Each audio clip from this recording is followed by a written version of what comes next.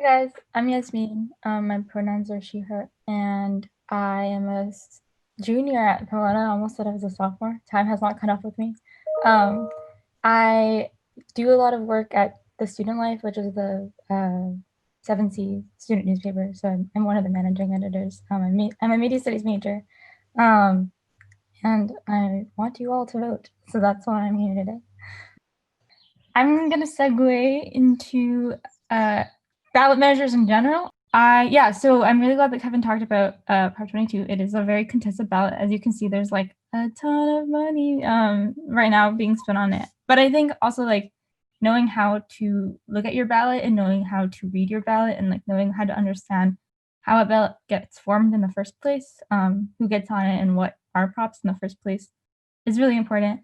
So I will be talking about exactly what is listed here, what's on my ballot, how to make decisions. I'm not going to tell you what to vote for, but I'm going to tell you how to inform yourself so you know. And then also tips, tricks, and words of advice that are miscellaneous and can fit anywhere. I'm cool with the next slide, Owen, please, and thank you. I think I have a bit more slides. So just a bit more slides just to transfer, but how do I know what's on my ballot? There's several ways to know. Boom, next slide. I just wanted to segment my talk because I think it's pretty convoluted.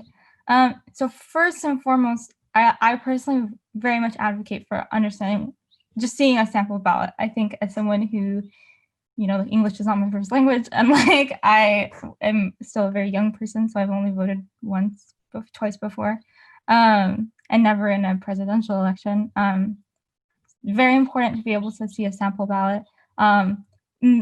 Sample ballots provide instructions on how to vote, like where to sign your name on an envelope. It gets very convoluted, and I think now that we're doing mail-in ballots, it's very important to understand, like, I think just to prepare so that your ballot isn't turned away, there's a lot of precaution taken, like how do I make sure that my mail-in ballot gets to my polling place, and also like what perhaps if I'm in the ballot box and I'm already really stressed about keeping socially distant from people, you want to go in not having to worry.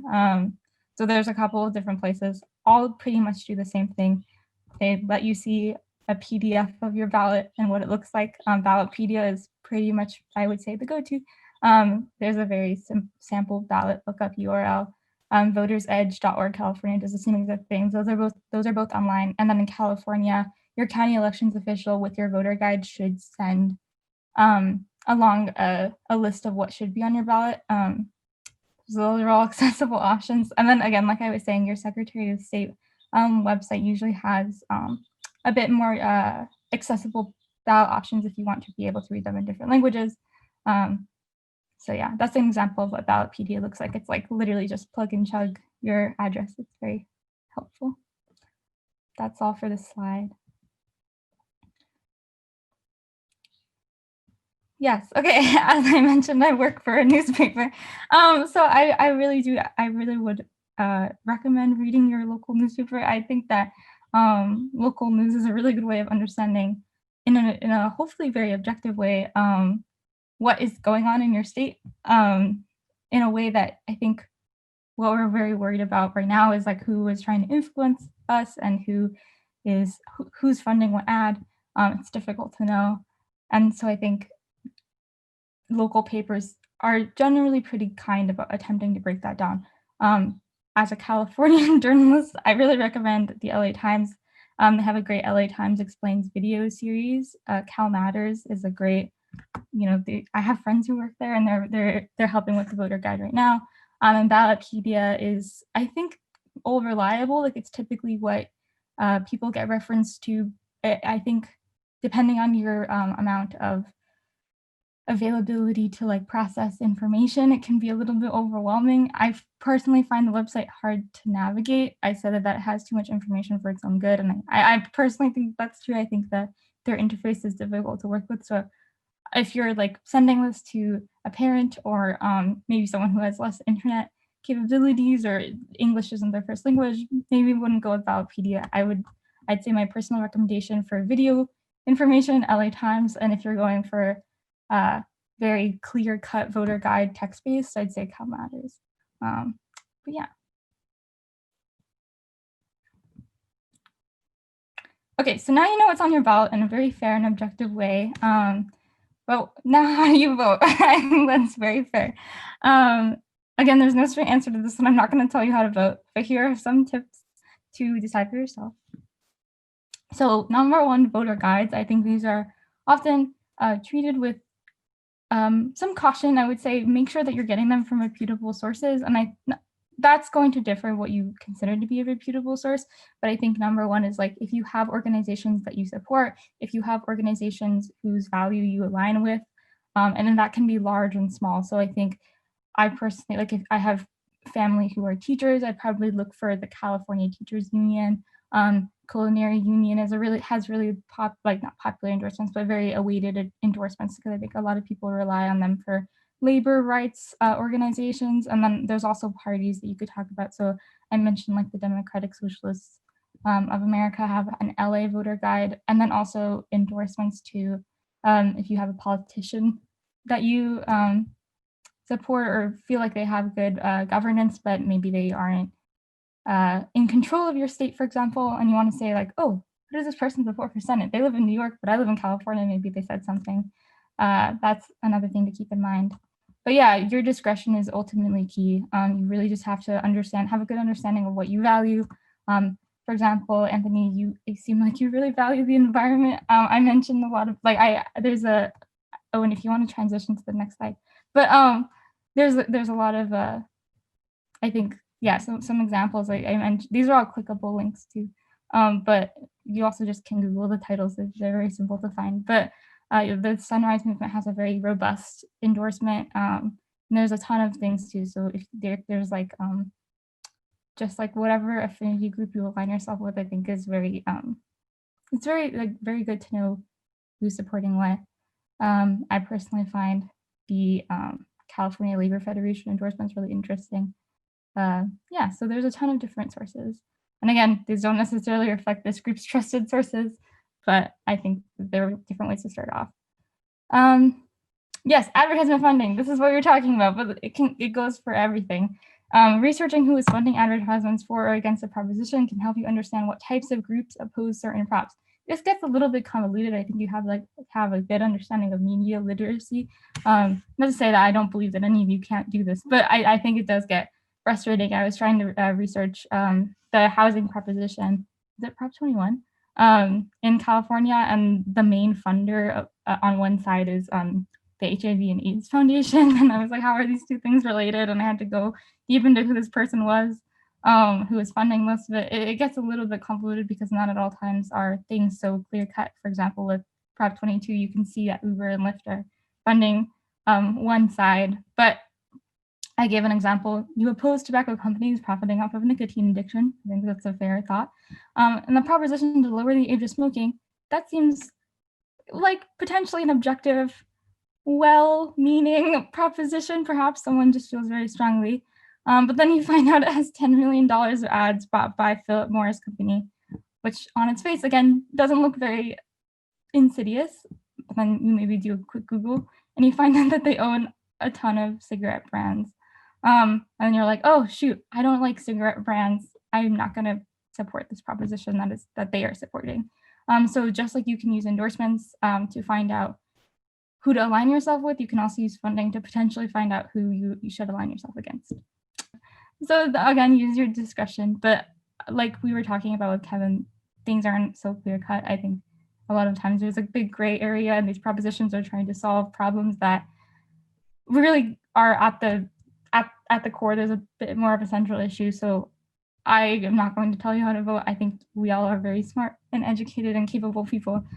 So just use your discretion, and I hope that these tools are helpful. Slide.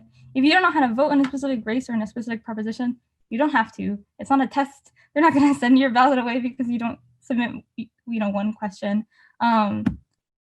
It's always good to do your homework, but we're living in a pandemic and I'm working like 12 hours a day. It's kind of ridiculous. Sometimes stuff doesn't happen, or sometimes let's say you're in the ballot box and you're like, oh shoot, I don't know who Alex Padilla is. I forgot if he's good or bad. I remember I had a strong opinion, but lots of people did, and now I don't remember. At the end of the day, if you abstain from a vote, although I would argue that it has, I don't say that it doesn't affect the race. I think not voting can affect the race as much as voting one way or the other. But at the end of the day, I think abstaining is better than potentially advocating for a cause that you accidentally didn't mean to. But still vote. All of us know now what is at stake. And if you still need help, DM us, visit our website. And also we're available as human beings individually. But yeah, I hope that this helped. I hope that you check out those QR codes. And this presentation will be on our website. I am 99% sure. Yes. Okay. I just want to make sure that Canva integration is on lock, but I'm new to it. But yeah. So it'll be on our Weebly website, youth2020vision.weebly.com. Yeah. But if you guys have any questions or comments, I'm happy to take them, as I'm sure all of us are.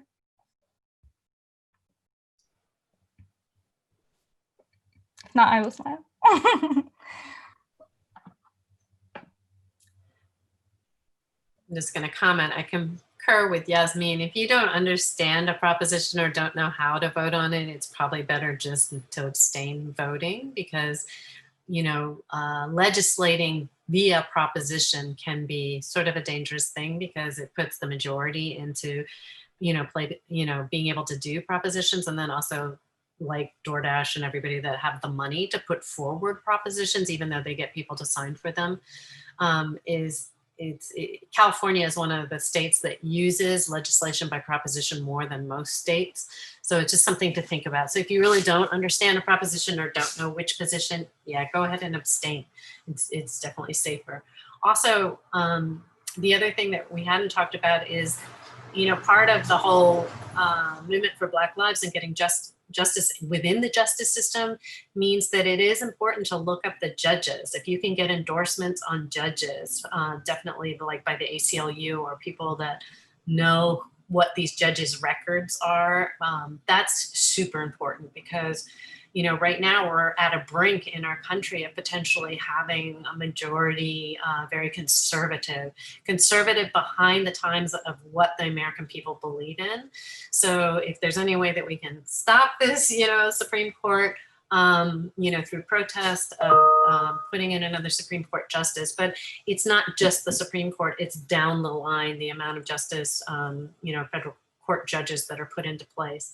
And that's really critical. So what you can do is, if you don't, most of the time, so none of us know who these judges are unless we've actually been in the courtroom with them. So you can definitely look up endorsements from different organizations on the judges ahead of time, and then mark your ballot ahead of time if you're going to a polling place, or fill it out, to mail in or drop off.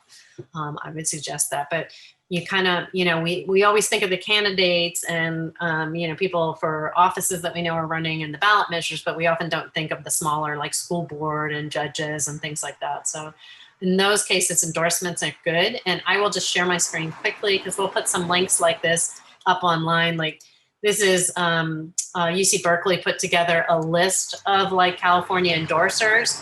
So they have all the newspapers, nonprofits, political parties, and unions. So you can kind of look. This is not all. I mean, you can go, as was mentioned, go to nonprofits that ally with your thinking and look up their endorsements. But this, is a way to start looking at who's endorsing what, and get multiple views on the subject. So we will put up some links on our website for places where you can get endorsements from different groups and different movements, and then studies like this that show multiple areas of finding endorsements on different issues. Are there any questions or comments or anything you want to bring up? Thank you all for commenting. I appreciate it. Yeah. It's like Friday after midterms. I commend it. Yep. And you guys did a great job. Thank you. If you'd like to keep up with our initiative in the future, you can follow us on Instagram, Twitter, Facebook, all at youth2020vision. And you can also visit our website, which is this Weebly website,